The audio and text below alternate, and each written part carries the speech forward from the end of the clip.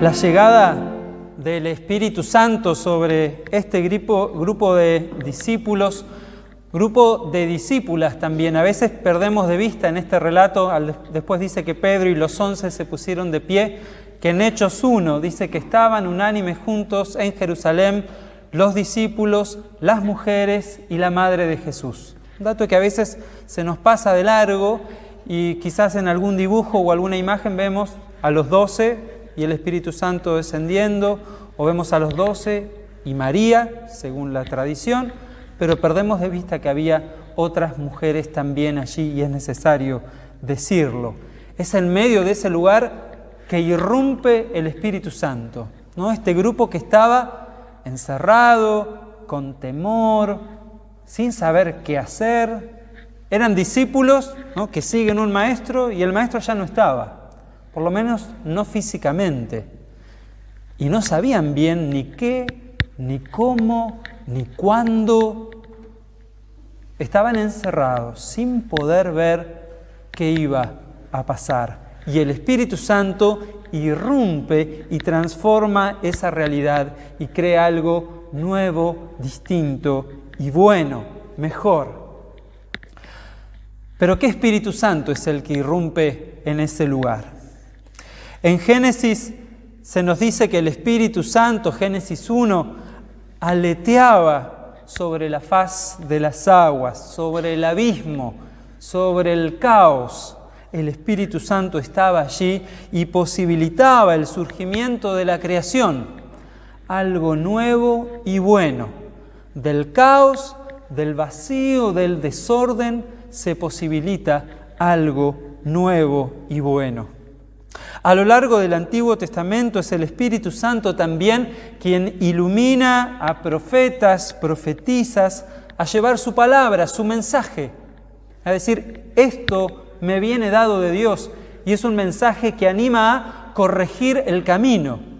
Ustedes se han apartado, han abandonado los consejos, la palabra de Dios, deben volver al camino. Han abandonado la justicia, la misericordia, ya no se preocupan por los pobres, los huérfanos, los extranjeros. Sí, son palabras que animan a volver al verdadero camino, a recordar qué es lo bueno que Dios sigue proponiendo para su pueblo. El Espíritu Santo está también sobre Jesús al momento del bautismo, en el Jordán, con Juan. Y es ese Espíritu el que lo capacita para comenzar su ministerio. Lo anima, lo impulsa, lo lleva, desciende también como paloma, dice el texto del Evangelio, sobre Jesús. Y posibilita algo nuevo y bueno, en este caso, en Jesús. Pero hay un cambio, una transformación de ser Jesús el hijo de carpintero a ser Jesús el Mesías, el Hijo de Dios. En el texto que compartimos hoy, Hechos 2, el Espíritu irrumpe en este grupo transformándoles en iglesia. Dejan de ser el grupo solo de discípulos para comenzar a ser iglesia al servicio de la misión. Empiezan a predicar, a contar lo que ha sucedido con Jesús. Esto es lo que hace Pedro, y si siguiéramos leyendo todo el texto, o Hechos en realidad, es el anuncio de quién fue Jesús, qué hizo y por qué. Dar testimonio de la buena noticia. Pero a veces la tentación es pensar que la acción del Espíritu Santo termina en Pentecostés, que es como el hecho más grande, más notorio, el más lindo para la foto. No, si pensáramos que hay una foto del momento, pensar en los discípulos reunidos, este grupo, las lenguas como de fuego, esta posibilidad de hablar en otros idiomas, de hablar de manera distinta para que otros entiendan. ¿Esa es la foto o hay más del Espíritu Santo?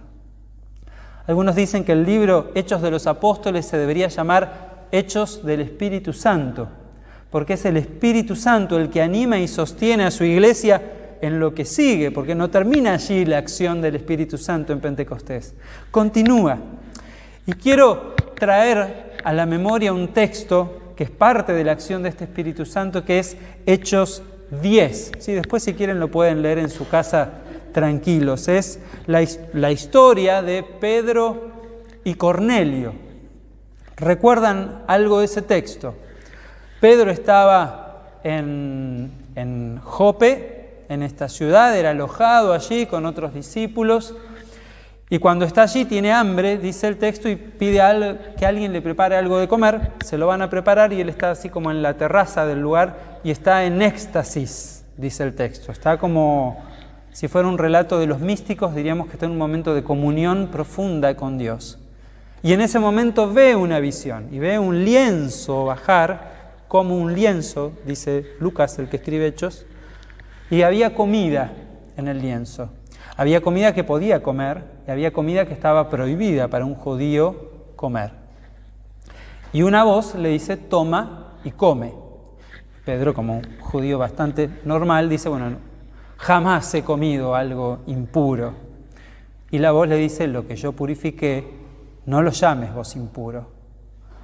Y Pedro se queda como sin saber qué pasa, el lienzo se levanta, se va, y él se queda tratando de entender de qué se trata. Cuando está en ese proceso, golpean la puerta, y lo buscaban a él, a Pedro, y lo querían llevar a Cesarea. ¿Por qué? Porque del otro lado de la historia había un Cornelio, que era un alto funcionario del ejército romano, temeroso de Dios, buena persona, parece, a la que también Dios le había revelado a través de su espíritu que había un tal Pedro, que también un tal Simón, al que le dicen Pedro, que tiene algo para compartirte. Hacelo venir a tu casa. Y Cornelio llama a sus soldados y lo manda a buscar. Entonces, cuando Pedro está ahí tratando de entender qué pasa, lo vienen a buscar la gente de Cornelio. Como el Espíritu le había revelado que tenía que ir, va hasta Cesarea. Y ahí se da cuenta que son todos extranjeros, son todos romanos. Y Cornelio, como Dios le había dicho que esta persona le iba a compartir algo de Dios, llama a su familia, a sus amigos, y llenó la casa de gente. Y Pedro, cuando entra, Hechos 10:24, si lo quieren anotar, anótenlo porque es una linda frase, como para, lo voy a buscar yo, como para decir cuando uno entra a la casa de alguien, que a uno lo invitan, imagínense,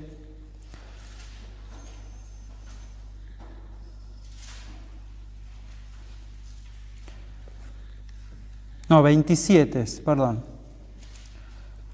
28.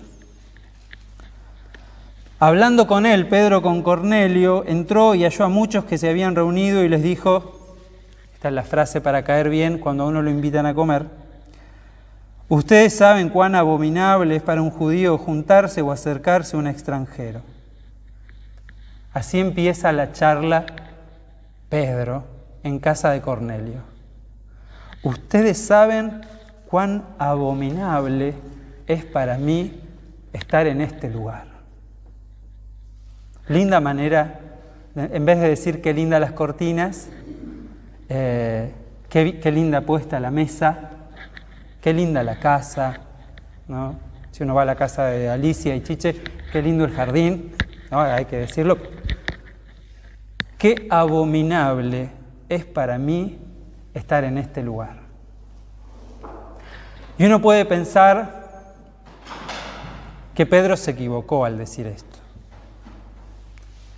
Sería un error, porque Pedro dice lo que la ley decía y lo que cualquier judío de ley diría. Es abominable para un judío estar en la casa de un extranjero porque lo tenían prohibido, porque era algo impuro.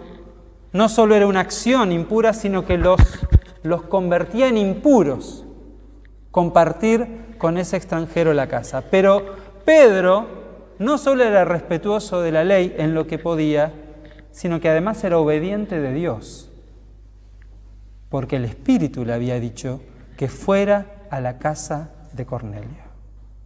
Entonces les pregunta, si después siguen leyendo, muy linda la historia. ¿Y ustedes qué quieren de mí? Cornelio, el Espíritu me dijo que vos tenías algo para decirnos.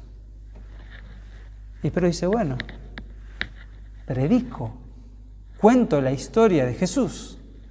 Y predica sobre la casa llena de extranjeros abominables. Y el Espíritu Santo que se le reveló a Cornelio, que se le reveló a Pedro, es derramado sobre todas las personas que están ahí. Y Pedro ve que el Espíritu Santo no solo viene sobre un pequeño grupo en Jerusalén de judíos, sino que también viene sobre extranjeros que no compartían casi nada con ese pueblo, salvo el lugar físico y un temor de Dios. Tanto se asombra Pedro con esto que sucede, ¿no? El que empezó diciendo que era abominable, ahora ve el Espíritu, la escena debe haber sido impresionante, ver cómo esta gente estaba llena del Espíritu Santo por lo que él acababa de predicar. ¡Qué movilizante! Y Pedro dice, ¿qué impide que esta gente sea bautizada? Si el Espíritu Santo ha sido derramado sobre ellos.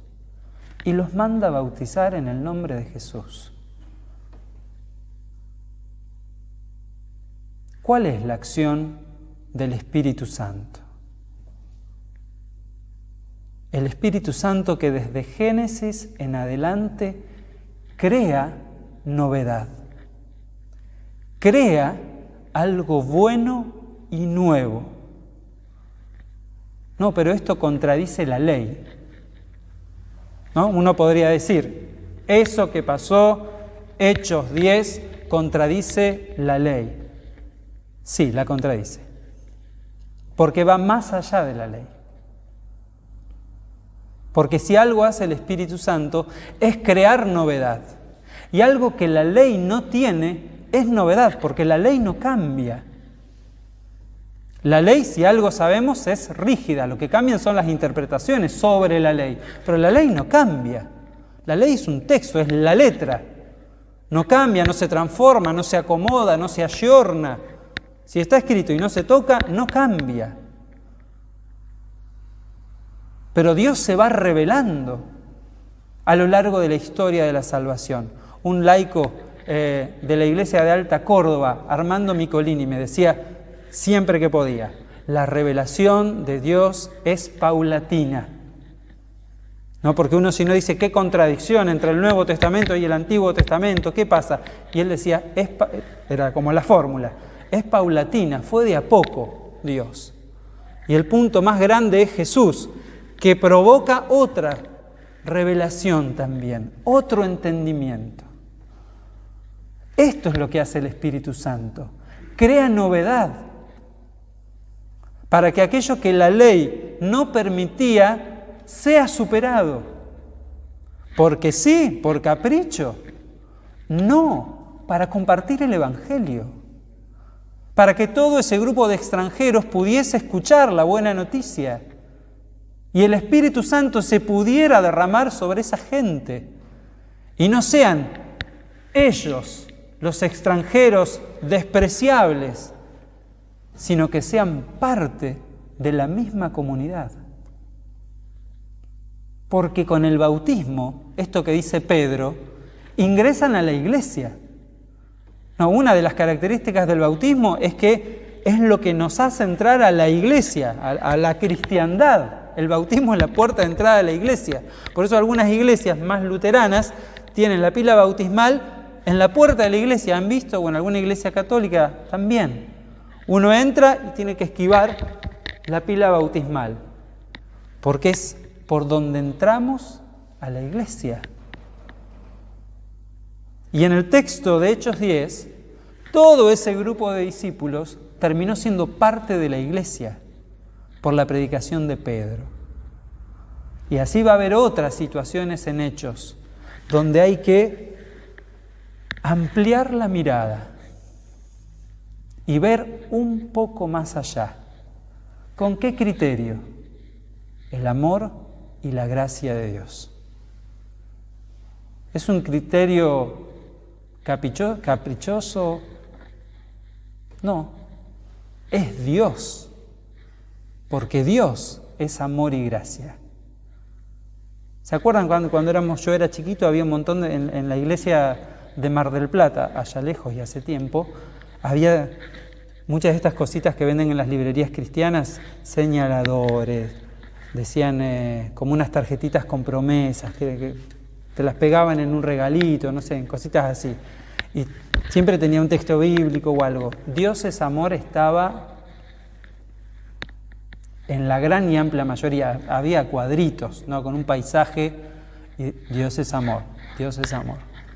Pero ¿cómo nos cuesta recordar que es así? Nos cuesta recordar que es así. ¿Qué amor es el de Dios? El amor que supera la ley. Por amor, por gracia, para que no haya barrera que haga que otras personas no puedan ser parte. Que el mismo Espíritu que animó a Pedro y a Cornelio nos anime a nosotros, a nosotras, nos haga abrir mente y corazón. Una imagen que leí esta semana decía que la mente y como el corazón es como el paraguas o como los libros, que si no se abren, no sirven. ¿No? Me gustó la imagen. Abrir para que sirva. Abrir el corazón para que sirva. Si no abro el corazón, no puedo amar. La iglesia es el lugar donde se debe vivir el amor de Dios, con esa apertura del Espíritu que nos hace ir más allá. Amén. Amén.